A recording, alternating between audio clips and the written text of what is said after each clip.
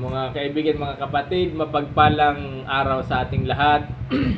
Muli naman nating ibabahagi kung anong nakasulat sa banal na kasulatan. Ito ay ang pamumuhay ng Kristiyano. Ano ang pamumuhay ng Kristiyano? Kapatid na Greg, pwede pakibasa sa Roma chapter 12 verse 1. Ang sabi dito mga kaibigan, mga kapatid, kaya nga mga kapatid, alang-alang sa masaganang bahag ng Diyos sa atin, ako'y nakiusap sa inyo na ialay ninyo ang iyong sarili bilang isang handog na buhay, banal at kalugod-lugod sa Diyos.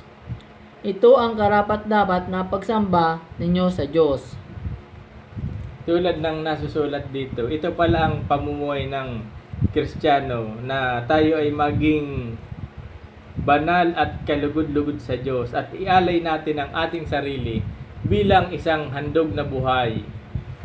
At sundan natin sa verse 2. Anong nakasulat sa verse 2? Ang sabi dito, huwag kayo makiayon sa takbo ng mundong ito.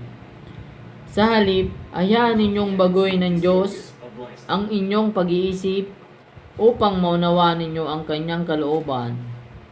Sa ngayon, magagawa ninyo kung ano ang mabuti, kalugod-lugod sa ganap ng kalooban ng Diyos. Dito sa ating mundo, marami na ang taong nagiging makasalanan dahil dala rin yan ng pagnanasa. Kasi tayong mga tao, mula nung isinilang tayo, mayroon na tayong pagnanasa. Kaya huwag tayong makikiayon sa takbo ng mundong ito sapagkat nagkakalat ang mga taong gumagawa ng kasalanan dito sa ating sanlibutan. Kaya tulad ng nasusulat dito sa banal na kasulatan na sinasabi na huwag kayong makiayon sa takbo ng mundong ito.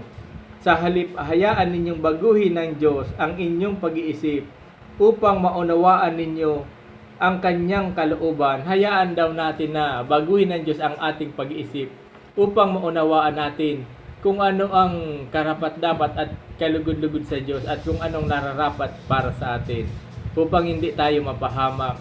Maging ugaling panlangit tayo. Palagi tayong magbabasa ng Biblia at palagi tayong manalangin sapagkat ang Biblia ang manual ng buhay. Mga kaibigan, mga kapatid, pagpalain sana kayo ng Diyos at ang lahat ng mga mahal ninyo sa buhay at sana ibahagi natin ang magandang balita na nakasulat sa banal na kasulatan.